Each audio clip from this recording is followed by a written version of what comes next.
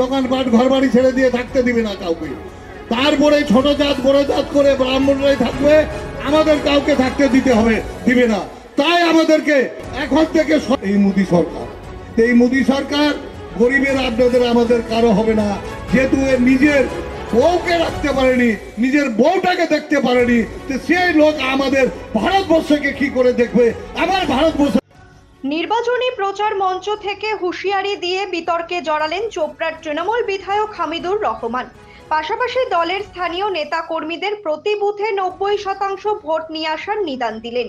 তা যদি না হয় তাহলে তাদের পথ খাওয়াতে হবে বলে স্পষ্ট জানিয়ে দিলেন তৃণমূল বিধায়ক।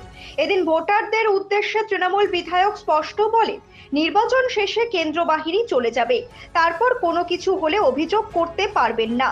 আর এই মঞ্চে হাজির ছিলেন দার্জিলিং তৃণমূল জেলা সভাপতি পাপিয়া ঘোষ।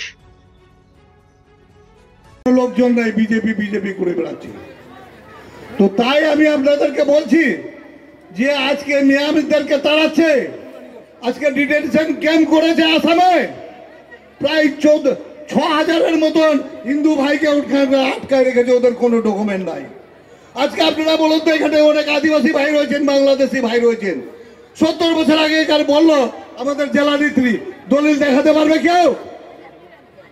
তাহলে আমাদেরকে আসামের মতন ভাগতে হবে, দোকানপাট ঘর বাড়ি ছেড়ে দিয়ে থাকতে দিবে না কাউকে। তারপরে ছোট জাত বড় জাত করে ব্রাহ্মণরাই থাকবে, আমাদের কাউকে থাকতে দিবে না। তাই আমাদেরকে এখন থেকে সজাগ হয়ে সচ্ছল হয়ে আমাদের মাননীয় মুখ্যমন্ত্রী, মানবিক মুখ্যমন্ত্রী মমতা ব্যানার্জির পাশে দাঁড়াতে হবে। মমতা ব্যানার্জি বুক ঠুকে বলছে, আমি এনআরসি চালু হতে দিব না, আমি সিএ চালু হতে দিব না, আমি যতদিন জীবিত আছি। তা আজকে যে লোকটা আমাদের জন্য জীবন নিয়ে বাজি খেলছে, তার পাশে তার সঙ্গে আমাদের কর্তব্য কিনা যে রুখে দাঁড়াতে হবে। বিশেষ করে আরো দুই এক কথা বলে ছেড়ে দিচ্ছি, আপনারা অনেকে উৎপাত করছে। আজকে মোদিজি হচ্ছে বড়লোক সরকার, বড়লোকের সরকার মোদিজি প্রধানমন্ত্রী। কারণ আপনারা দেখেছেন আদবানি এদের যে কয়েকটা গোষ্ঠী রয়েছে 14 লাখ কোটি টাকা সুদ মাফ করেছে, 14 লাখ কোটি। আর ইউপি, তোমার মহারাষ্ট্র, রাজস্থান কৃষকরা আজ থেকে 1 বছর ধরে আন্দোলন করে প্রায় 300-400 কৃষক মারা গেছে, এদের বিলটা মাফ করবে না। তো এরা যা কিছু করে যাচ্ছে বড় লোকের জন্য করে যাচ্ছে। 1400 লক্ষ কোটি টাকা এদের সুদ মকুব করে দিয়েছে এই বড় লোকদের আদবানি যা লোন ছিল। আমাদের কৃষকরা মরে যাচ্ছে, 700 কৃষক মরেছে, তাদের কোনো ঋণ মকুব করতে পারেনি, তাদের কোনো ন্যায্য ফসলের ন্যায্য মূল্য দিতে পারেনি এই মোদী সরকার। এই মোদী সরকার গরিবের আপনাদের আমাদের কারো হবে না, যেহেতু নিজের বউকে রাখতে পারেনি, নিজের বউটাকে দেখতে পারেনি, তো সেই লোক আমাদের ভারতবর্ষকে কি করে দেখবে? আমার ভারতবর্ষের মা বোনদেরকে কি করে রক্ষা করতে পারবে? এটা সবাই মনে রাখবেন। আগামী দিন এরা শোষণ করার জন্য আসতেছে, ভারতবর্ষটাকে শেষ করার জন্য আসতেছে। কিছুক্ষণ আগে কে যেন বলছিল ভাই বক্তব্যের মাধ্যমে জিএসটি নিয়ে, আজকে যে কোনো জিনিসের জিএসটি আমরা গ্রামের লোক বুঝতে পারি না। ট্যাক্স আদায় করে, যেমন চৌকিদাররা আমাদের মালপত্রের জিনিসের পঞ্চায়েত থেকে ট্যাক্স আদায় করে, তো সেই ধরনের মোদিজি ট্যাক্স আদায় করছে আপনার চাল, ধান, নুন, লবণ, মরিচ, পেঁয়াজ, এমনকি যে শ্মশানের কাপড়টা পর্যন্ত, লাশের কাপড়টা পর্যন্ত ট্যাক্স নিচ্ছে। এর আগে কংগ্রেস সরকার ছিল, এগুলোতে তো ট্যাক্স হয়নি, ট্যাক্স নেয়নি, জিএসটি চালু করেনি। তো এই গরিবের রক্ত শোষণ করছে কিনা ভাই? তা আমরা তাও বলছি মোদিজি মোদিজি মোদিজি।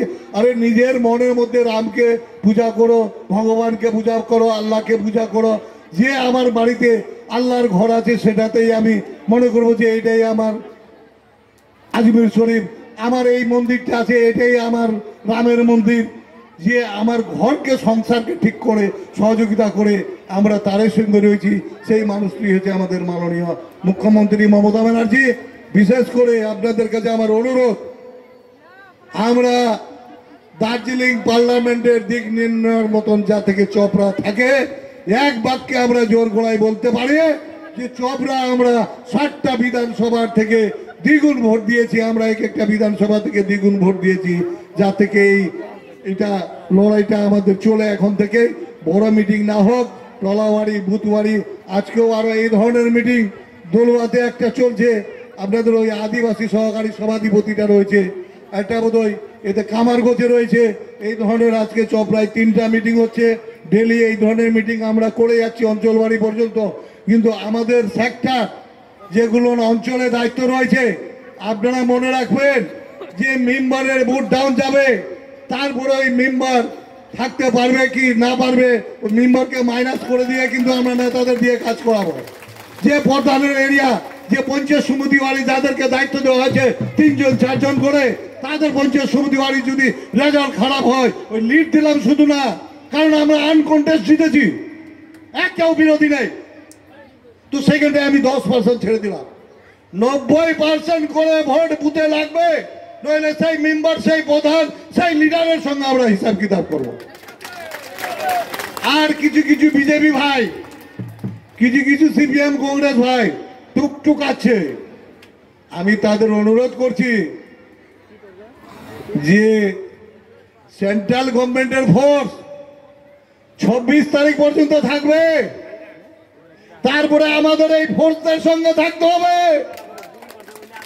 আমরা সত্যি কথা বলছি, বিজেপি যদি কোনো কাজ করে থাকে দেখান, আমরা সব বিজেপিতে যাব। কংগ্রেস যদি কোনো উন্নয়নের কাজ করে দেখাইছে দেখান, আমরা সহ যাব।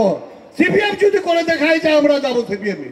নইলে আমরা বলছি, অনুরোধ করে আহ্বান করে, মূল্যবান ভোটগুলো নষ্ট করবেন না, বাদরামি করবেন না।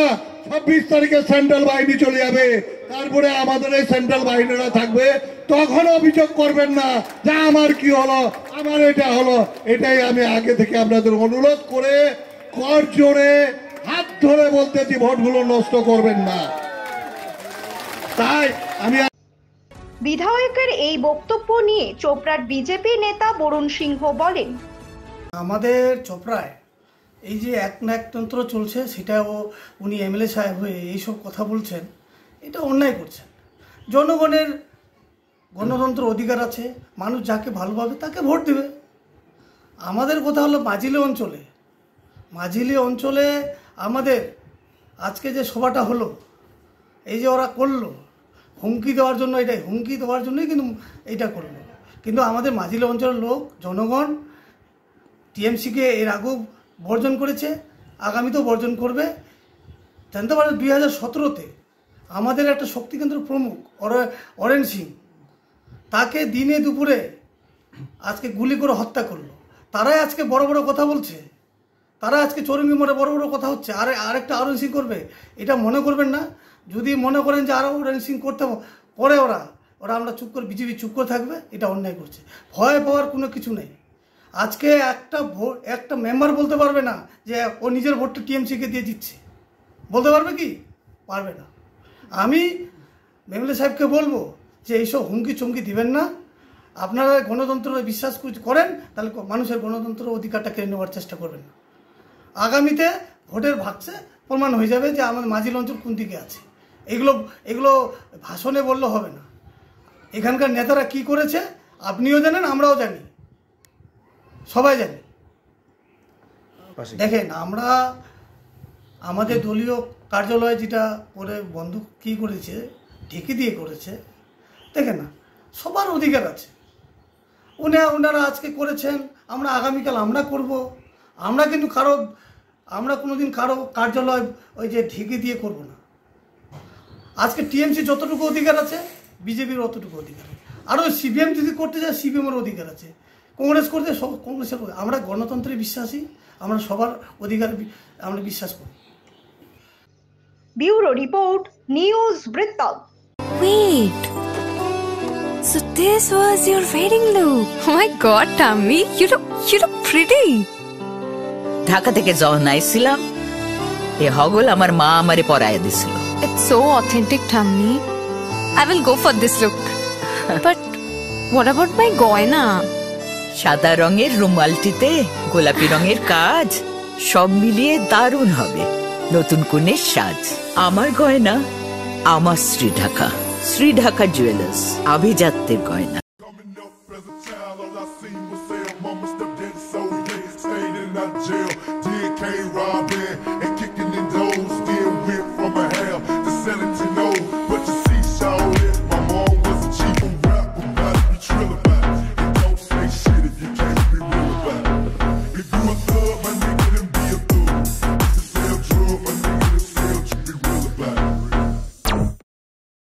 সব মাই চায় মেয়েকে রাজরানীর মতন সাজাতে, সাজিয়ে তুলতে চায় সোনার গয়নায়। ওরিয়েন্ট জুয়েলার্স, সোনা যা সর্বক্ষণের। ছোট ছোট অনুভূতি স্মৃতিগুলো থেকে যায় সব সময় আদরে।